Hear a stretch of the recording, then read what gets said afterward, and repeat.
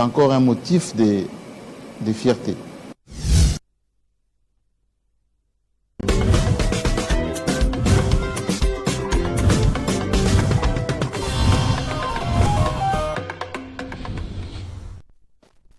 C'est un générique que l'on ne présente plus. Je suis avec Jean-David Kilolo pour les 5 questions de l'actualité. Et comme autrefois, ça va se passer sur place aujourd'hui. On est sur du direct.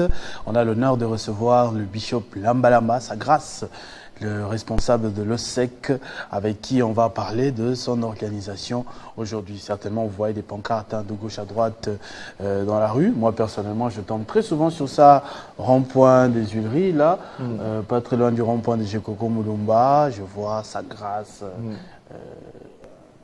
très beau monsieur, une très jolie photo. Et on a l'honneur de la voir aujourd'hui sur place, dans notre plateau de Télé 50, avec Jean-David Kilolo. Bonjour et bienvenue Jean-David. Voilà, bonjour à toi Christopher, bonjour à tous nos fidèles téléspectateurs.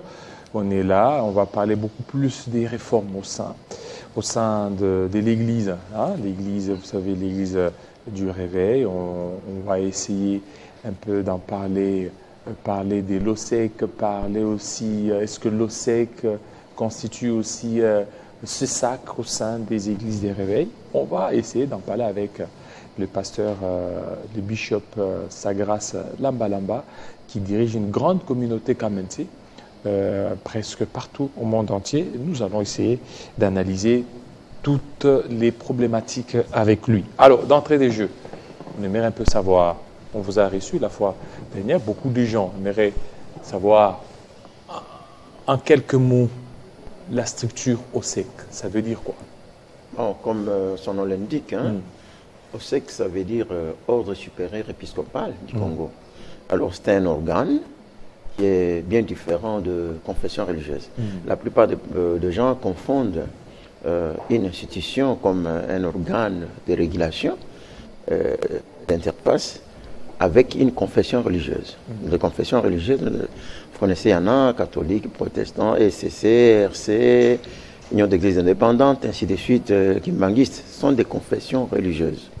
Alors, tandis que l'OSEC, ça c'est un organe qui régule, qui voit en fond comment est-ce que nous pouvons vivre avec des confessions religieuses, parce que nous-mêmes aussi nous sommes dans la confession religieuse.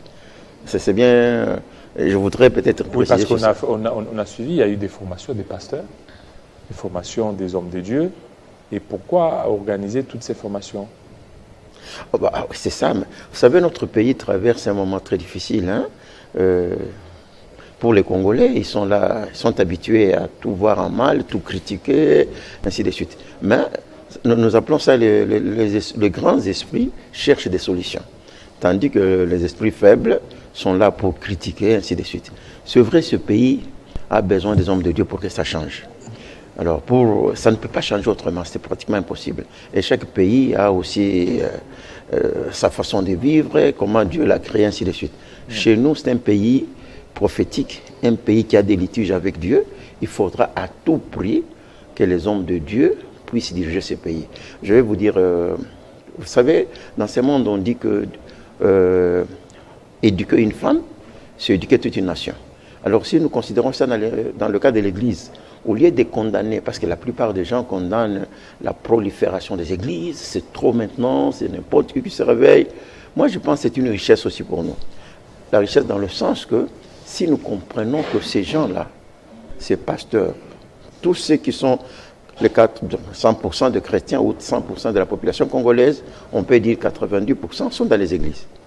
Alors s'ils sont dans les églises, comment gérer cette population qui est presque en l'air?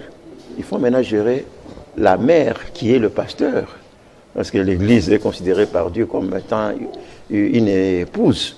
Alors maintenant, et l'église est composée de familles. Chaque famille constitue un sous-ensemble.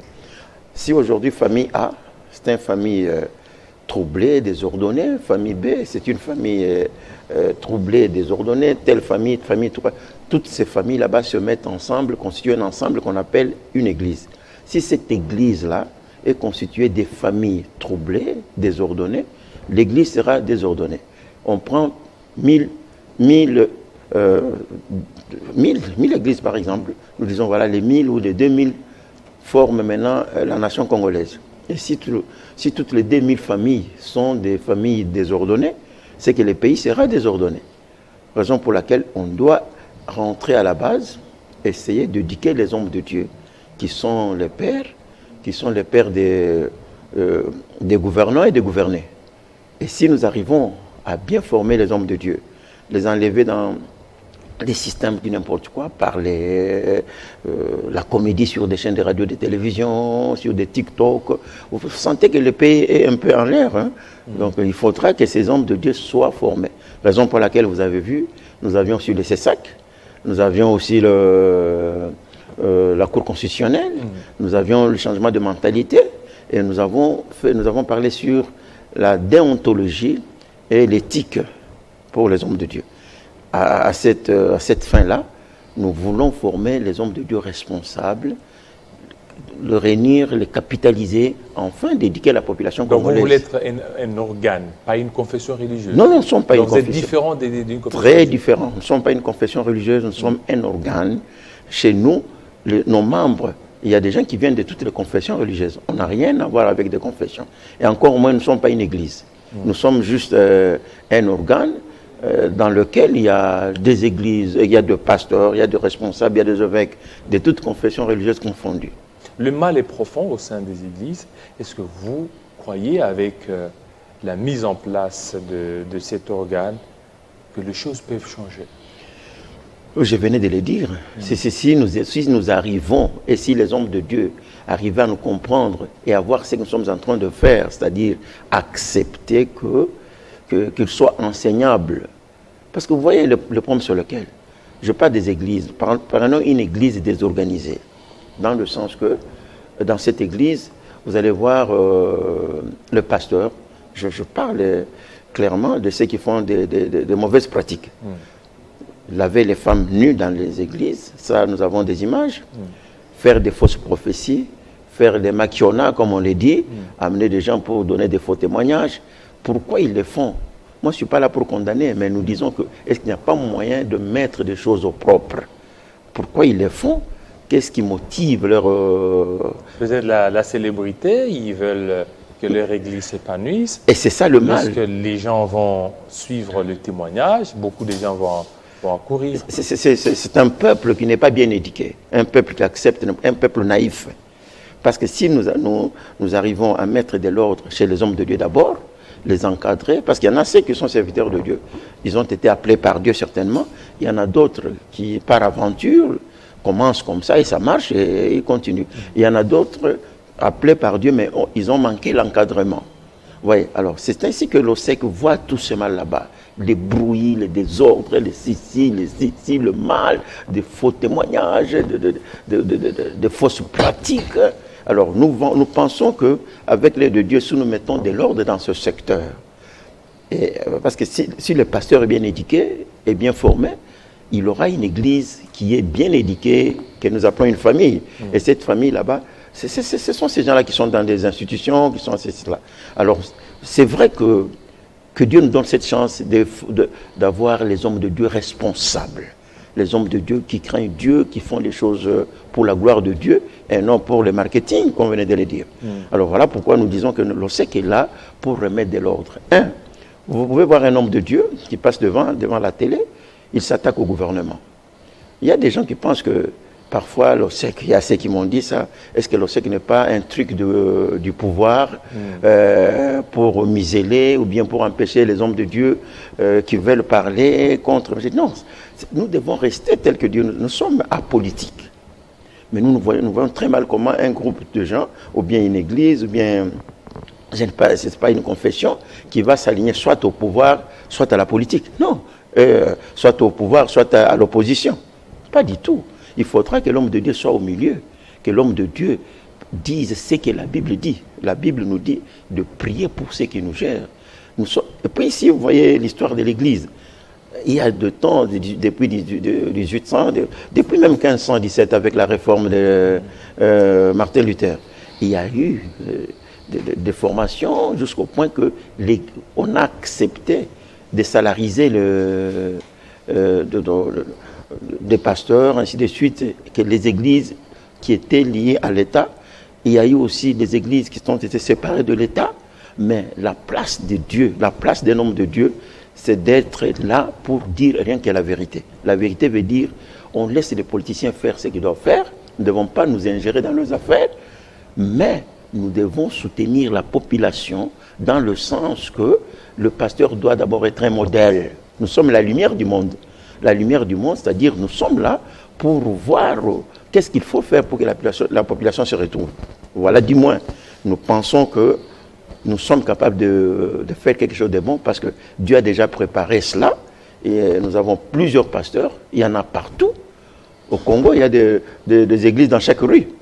Mais ces gens-là ne sont pas bien encadrés. Il y a un problème. Est-ce que vous serez accepté au sein des pasteurs? Parce qu'on sent beaucoup des pasteurs veulent être autonomes, ne veulent pas avoir au-dessus d'eux une structure qui les gère. La preuve, c'est que vous n'avez qu'à voir au sein des églises des réveils, il y a des scissions, tout le monde va de son côté. Maintenant, il y a l'avènement d'OSEC. Vous ne voyez pas que ça risque encore de... Non. Les gens, s'ils veulent bien nous définir et nous comprendre, il faudra qu'ils comprennent que un organisme, c'est-à-dire, par exemple, une confession religieuse, elle ne peut pas diriger une autre confession religieuse. Elles sont toutes au même pied d'égalité. Si l'Église catholique est une confession religieuse, l'ECC une confession religieuse, RC une confession religieuse, les kimbanguismes, ainsi de suite, ces gens-là, il n'y a aucune confession qui peut prétendre être au-dessus d'une autre confession. C'est ça la loi. Alors, partant de là, cette confession X ne peut pas se dire être, par exemple, un organe de régulation pour réguler les autres, ou être un organe d'interface. Non. C'est un organe d'interface dans sa propre confession religieuse. Parce que la confession réunit aussi certaines églises. Alors vous êtes interface dans votre confession. Tandis que l'OSEC, ça c'est un organe non confessionnel. Ce n'est pas une confession religieuse. C'est un organe qui est attitré, à part, qui a un mandat de parler au nom des autres. C'est ainsi qu'ils doivent nous accepter, ils doivent comprendre que nous ne sommes pas dans leur combat, disons, qui est des leaderships, qui veut faire. Non. Nous sommes là pour mettre de l'ordre. Surtout que l'Église doit bien collaborer avec l'État. Parce que le problème que nous avons, ces gens ici qui souffrent, que nous avons dans les églises, dépendent du gouvernement. Peut-être ils sont mal payés, peut-être ils sont ceci. Alors nous sommes là seulement, écoutez, moi je vais dire des choses telles qu'elles sont. Pour ceux qui pensent que nous sommes là pour traiter ou bien soutenir le chef de l'État ou le gouvernement congolais. Effectivement, c'est ce que les gens se disent. Hein. Quand on commence ce genre de pratique, généralement, c'est pour canaliser. On sait que, à part la politique, les Congolais sont très intéressés par les églises. Les pasteurs sont très écoutés.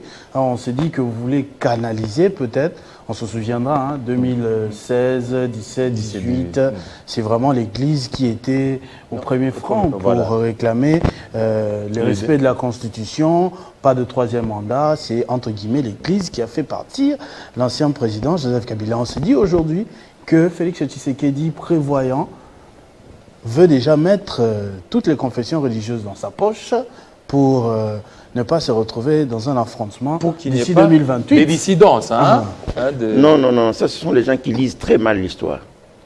Vous savez, s'il faut lire bien l'histoire, je l'avais dit l'autre fois, depuis des temps anciens, l'Église avait sa position, même depuis des générations et des générations.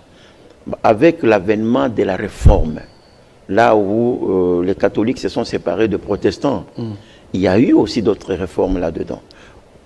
Prendre l'Église, mettre en politique, c'est commettre une grosse erreur. L'Église ne doit pas entrer en politique. Il y a ceux qui disent qu'ils ne sont pas dans la politique, mais quand vous les suivez, leur tendance, c'est l'opposition ou c'est le pouvoir. Alors là, donc on est déjà dans ça. On est déjà dans la politique. Nous ne sommes pas là. Nous disons que nous devons, là où la Bible dit oui, nous disons oui. Là où la Bible dit non, nous disons non. Là où la Bible se tait, nous nous taisons.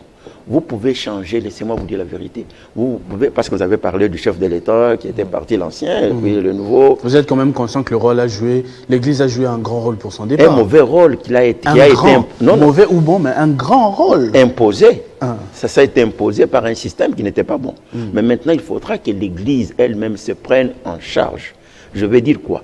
Vous pouvez changer autant de chefs d'État, de présidents, comme vous voulez, aussi longtemps que la base, la population n'est pas éduquée, la population n'est pas à la mesure de se prendre en charge, les pasteurs sont tête en l'air, les dirigeants embrouillés.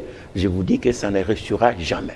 Toutes les questions qu'on est en train de se poser, si celui-ci quitte moi, l'autre rentre, ça c'est du n'importe quoi. C'est une cacophonie totale, c'est une hallucination. Ce qu'il faudra maintenant, il faudra que les hommes de Dieu qui doivent se prendre en charge, éduquer la population pour que la population soit responsable.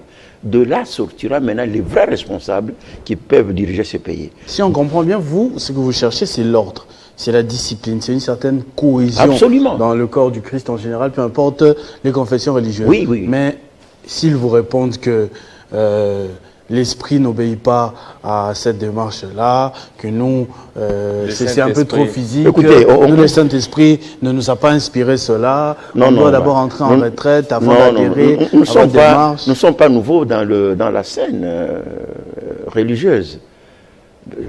Mais l'OSEC est une nouvelle formule. Vous, mais non. Moi, mais l'OSEC, c'est une nouvelle celui formule. qui dirige l'OSEC n'est pas un parvenu.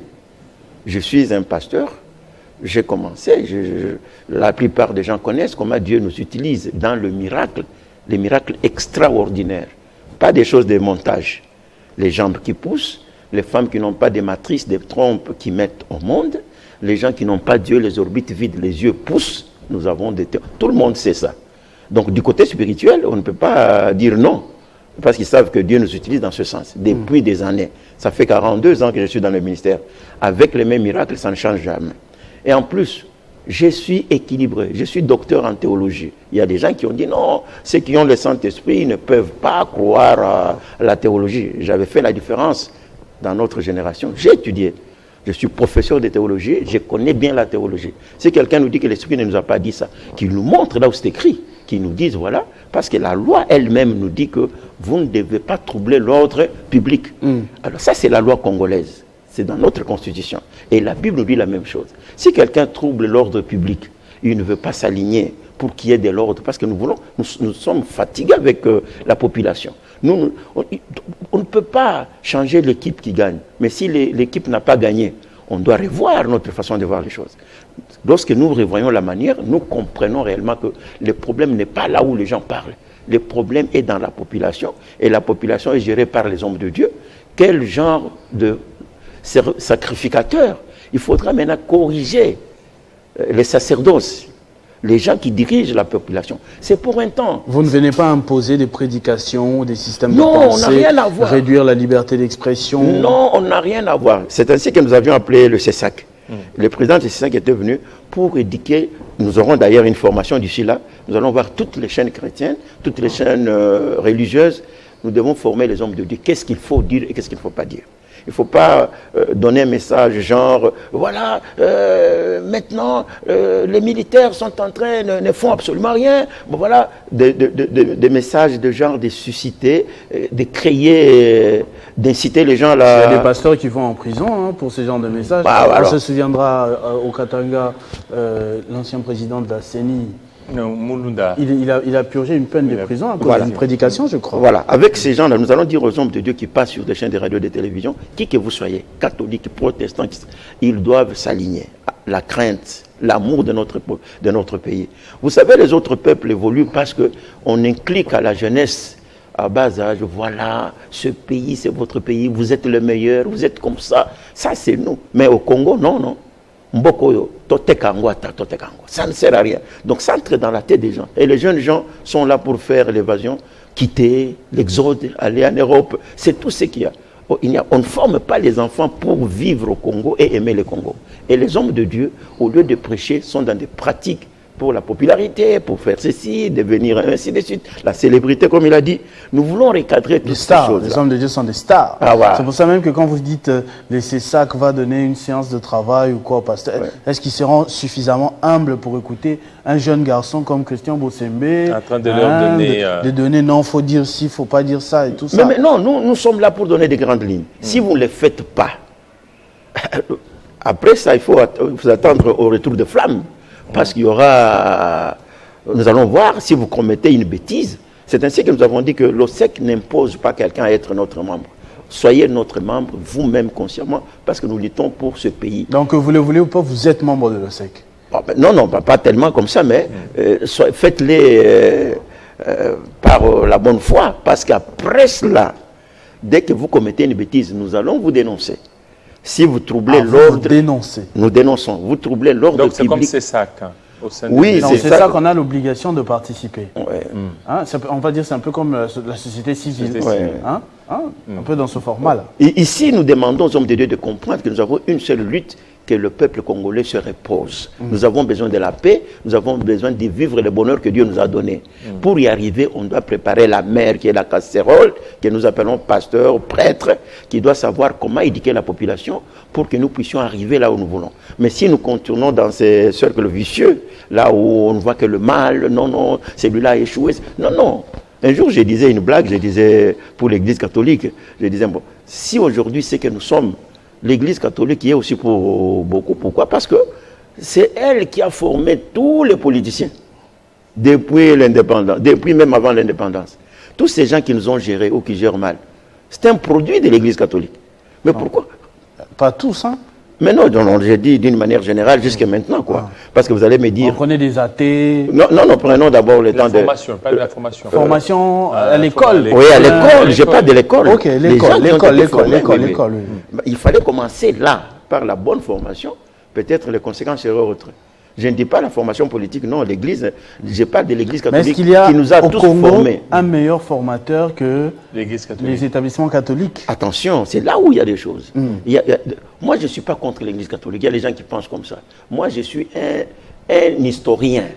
Un historien, c'est quelqu'un qui voit l'histoire en face. Je vois comment les faits. Oui, les faits. Dans l'histoire, nous trouvons que avant l'indépendance, l'Église catholique faisait partie de la trilogie. C'est-à-dire État, Église et armée. Depuis 1918, depuis 1908 d'ailleurs, jusqu'après la mort de Léopold, le roi Léopold II. Alors après ça, qui avait l'État indépendant du Congo. C'est l'Église catholique qui était là jusqu'en 1960. Tous ces gens-là qui ont formé les pays. Église, armée, État. Oui, c'est ça la trilogie. Église, armée et État. Donc rien ne pouvait se faire sans passer par l'Église. Alors si nous avons une... On a utilisé l'Église pour la colonisation. Oui, c'est ça. Alors maintenant, si l'Église doit dire aujourd'hui, non, je ne suis pas dans ça, je suis du côté des faibles. Est-ce qu'on doit continuer à plaindre pour ce qui s'est passé en 1908? Non, jusqu'en 1960. L'eau a coulé sous les ponts. Jusqu'en 1960, je dis bien. Alors les gens qui ont dirigé l'Église après l'indépendance devaient être les produits de la formation en 1960. C'est ça, je crois. C'est exact. Ce sont les gens qui ont été formés avant et qui sont devenus majeurs pour diriger le pays. Ils ont été formés dans quelles écoles? Pourquoi le formateur n'avait pas tenu compte qu'après avoir formé les Mobutu, les Kasavubu, tous ces gens-là, qu'est-ce que les Mobutu pouvaient nous donner? C'est la formation qu'ils ont eue. Voilà pourquoi j'ai dit que non, l'Église, d'une manière générale, a une grande responsabilité. D'abord, demander pardon pour tout ce qui nous arrive, et ensuite réajuster les choses. Il y a des gens qui disent pasteur Babomi Mboka.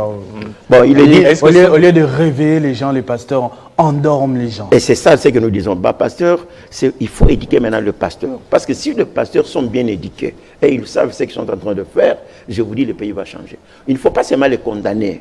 Moi, j'accepte que tous les pasteurs qui sont dans toutes les rues là, qu'ils viennent à la formation, qu'on leur dise, voilà, ce peuple vous appartient. C'est vous qui êtes les pères, et de gouvernants, et de gouvernés. Est-ce qu'il y a moyen de recadrer les choses? Et maintenant, à vous entendre, c'est comme si au niveau des OSEC, vous ne voulez pas qu'il y ait des voix dissonantes, ou des voix qui peuvent être à l'encontre du gouvernement établi. Non, ce n'est pas moi qui l'ai dit, c'est la Bible qui l'ai dit. Alors maintenant, il faudra que l'homme de Dieu qui veut... Notre objectif, c'est la population. Je vous ai dit que vous pouvez changer les chefs de l'État comme vous voulez. Avant de préparer la base de la population, nous reviendrons. Ça sera un cercle vicieux.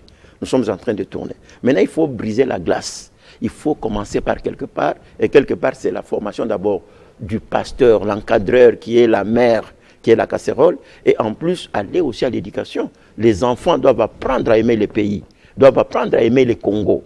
C'est un bijou que nous avons. Il n'y a que le Congo qui nous appartient.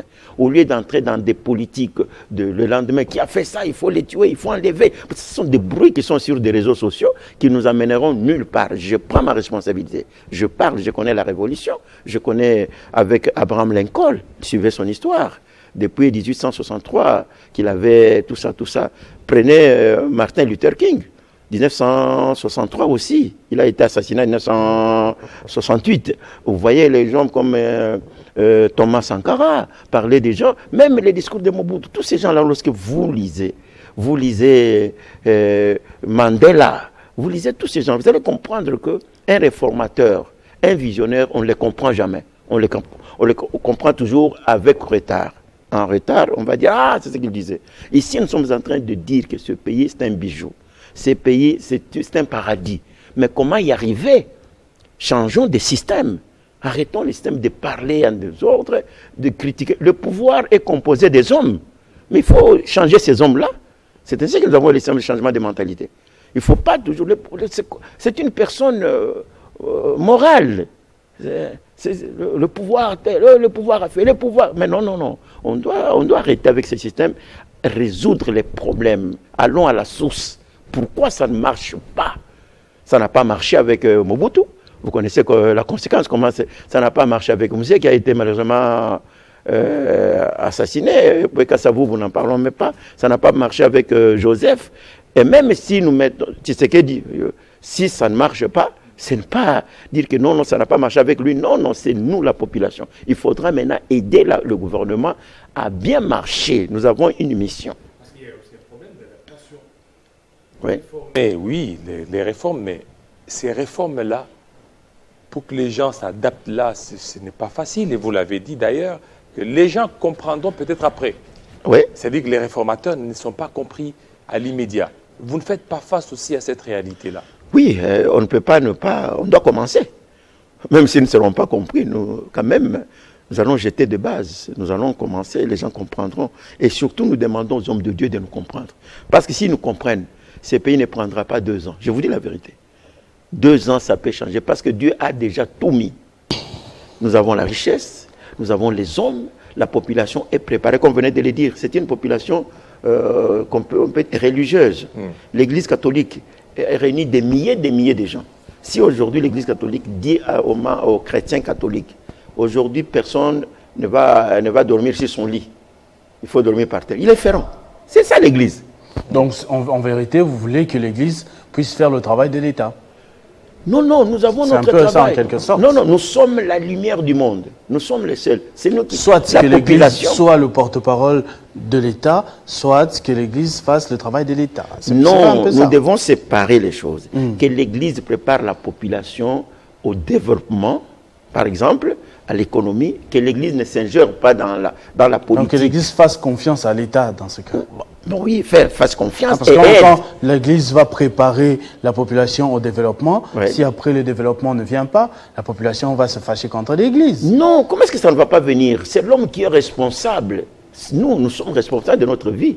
Parce que notre situation, c'est quoi? Nous voulons voir le mal chez autrui. C'est elle qui n'a pas fait, c'est elle qui a échoué. Non, nous devons assumer. Nous devons comprendre, la population doit s'assumer. La population doit comprendre qu'est-ce qu'il faut faire. Et là, c'est le rôle. L'Église ayant la population entre ses mains, l'Église peut faire ce travail là-bas. Mais si l'Église est maintenant embrouillée, le pasteur, le prêtre, je ne sais pas, les évêques sont là en train de ne rien faire. Moi, je pense que c'est une désertion. Il faut plutôt agir. Alors, il y a un téléspectateur qui nous soit parti d'Addis Abeba. Mbele Ndombasi. Bonjour Christopher, bonjour Jean-David. C'est que le pasteur est en train de dire est bien vrai. Mais l'Église reste le principal auteur du mal mondial en général et de la RDC en particulier. Oui, je peux accepter à moitié ce qu'il vient de dire. C'est-à-dire l'Église n'a pas été formée pour faire face. C'est ainsi que l'Église a eu une déviation. Parce que le mal, si l'Église ne prend pas, n'assume pas, n'arrive pas à maîtriser la population, qu'est-ce que les autres vont faire? Parce que un parti politique a ses adeptes. Après les meetings, ces gens-là iront à l'église. Tel a ses adeptes après un temps. Mais tous ces gens-là se retrouvent dans l'église, là où il y a un prêtre, un pasteur, qui doit maintenant savoir. Ce qu'il dit là, l'église doit prendre sa responsabilité. L'église doit comprendre que c'est nous qui sommes à la base de tous les dérapages. Si nous nous organisons et nous mettons un système correct, ce pays va prendre l'envol. Hein. Ce pays va changer dans moins de 2 ans, 3 ans. Ça peut se faire. Mais nous sommes embrouillés, nous sommes dans la distraction. Nous sommes là pour critiquer, pour parler de ceci, parler de cela. Donc, alors voilà comment la population est les victimes. Et on demande aussi, hein, depuis Cameroun, M. Gallion Ampoule demande, est-ce que l'Église catholique que vous condamnez formait les dirigeants politiquement? Ou bien, parce que c'était une formation de l'école, comme vous avez dit, tenez l'école. Est-ce que l'Église de Réveil aujourd'hui, vous êtes sincère, vous êtes parfait? Non, moi je ne suis pas de l'Église de Réveil. Non, enfin, pas, vous êtes de toutes les églises. Ouais, voilà, je dis, c'est celui qui a posé la question n'est pas historien. Ça, c'est une question qu'on peut discuter avec les historiens. Parce que dire qu'est-ce que l'Église catholique formait de dirigeants, moi, je n'ai pas condamné l'Église catholique. Il faut que les gens me comprennent très bien. Je parle de l'histoire. J'ai dit, voilà, Kassavubu, est-ce qu'il n'était pas un produit de l'Église catholique? Il avait fait même les petits séminaires. Produit politique. Mais non, il est là. L'homme, il est ce qu'il mange. S'il est mal formé, il est mal formé. Si on l'amène en politique, quelqu'un qui est mal formé, mais il va produire ce qu'il a eu. S'il a été bien formé, il entre en politique, il sera un élément correct. Kassavubu était de l'Église catholique. Kassavubu était même au petit séminaire. Je ne sais pas s'il avait fait même le grand séminaire. Mobutu, n'en parlons même pas. Ils ont étudié dans une même école avec cardinal Malula. C'était la même formation. Alors, tous ces gens-là étaient les produits catholiques. Donc aujourd'hui, l'Église catholique ne peut pas condamner ce que nous avons. Non, on doit par contre dire, voilà, réagissons les choses pour que cela ne nous arrive pas. Parce que c'est ce qu'ils avaient produit, c'est ce qui a fait aujourd'hui ce que nous sommes. Même parler des églises de réveil. Nous pouvons dire que bon, c'est juste avec les protestants, tout ça, c'est le produit de la réforme.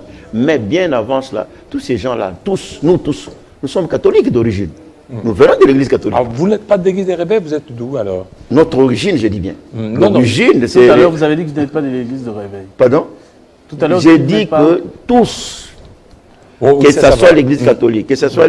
Donc, mettons de côté l'Église catholique, que ce soit l'Église de Réveil, que ce soit l'Église, c'est pas quoi. Notre source. C'est l'Église catholique. C'est l'Église catholique. Oui, mais non, si vous n'êtes pas de l'Église catholique, aujourd'hui, si vous n'êtes pas de l'Église catholique, vous n'êtes pas de l'Église de Réveil, vous êtes de quelle Église? Moi, je suis des églises indépendantes du Congo. Église indépendante. Oui. Ça, c'est un autre courant. UIC. Non, c'est une confession religieuse. Union des églises indépendantes du Congo. C'est comme les partis politiques maintenant. Non, mais il y en a 8. Non, ce sont des choses il y a 8 confessions. Ce sont des choses que vous ne maîtrisez pas. Alors, donc, vous voyez, il y a 8 confessions religieuses. Il y a Église catholique, il y a RSC, il y a Musulmans, Église des Réveils, Comico, les églises indépendantes, et aussi les églises kimbanguistes. Okay. Voilà. C'est comme ça. Ça, c'est le pays qui a organisé comme ça. Mais nous voudrons que tous ces gens-là se mettent ensemble. Nous voyons la population qui souffre. Arrêtons avec des histoires. Nous voulons le salut de la population. Et pour y arriver, Dieu nous a donné la charge, tous, catholiques, protestants, tous ces gens-là. Nous nous mettons ensemble, nous regardons pourquoi ça ne marche pas. On a essayé. Nous ne devons pas continuer toujours à nous vilipender, nous critiquer, mettre la balle de l'autre côté. Non. Mettons-nous ensemble au sein de l'OSEC, réfléchissons. Ceux qui me suivent mal, ils oublient que je parle en tant que professeur d'histoire, je ne parle pas en tant que dans le domaine de l'Église catholique. Là, je vous montre ce que l'Église catholique pouvait faire bien avant et la conséquence que nous avons eue. Et là, nous ne pouvons plus continuer comme ça. On doit changer. On doit former une vraie base qui doit diriger le pays, même après nous. Voilà. Effectivement. On a fini. Oui, merci beaucoup. Voilà. Bishop Lamba Lamba, Merci beaucoup pour votre contribution. Je vous en prie. D'avoir encore renseigné la population sur le SEC, comme je le disais. De plus en plus, ces derniers mois, ces dernières années, on a beaucoup entendu parler de vous et on attend à présent les effets de votre démarche, que les hommes d'église, les hommes de Dieu, partout ici en République du Congo, puissent jouer aussi leur partition pour le développement. Absolument. Voilà. C'est ce que je peux dire en termes. C'est dire que l'Église reste dans sa place. L'Église est apolitique. L'Église ne doit pas s'attaquer ni au gouvernement, ni au président de la République, ni l'Église doit contribuer dans la population, dans l'économie, dans ceci, c'est cela. Et si nous faisons cela, et l'Église doit être un modèle, c'est-à-dire nous, serviteurs de Dieu, nous sommes la lumière du monde. Notre langage, notre façon de parler, notre façon de conduire, le message, ça ne peut pas être de message qui incite la population à dire ceci. Non, non. Et si nous réglons ça, je vous dis carrément que ce pays va changer. Les hommes de Dieu doivent être un modèle. Arrêtez le populisme. Arrêtez, comme vous avez dit, la célébrité, chercher des choses comme ça. Arrêtez, par exemple, de faire de TikTok comme des comédiens, des choses pareilles. Non, c'est c'est pas...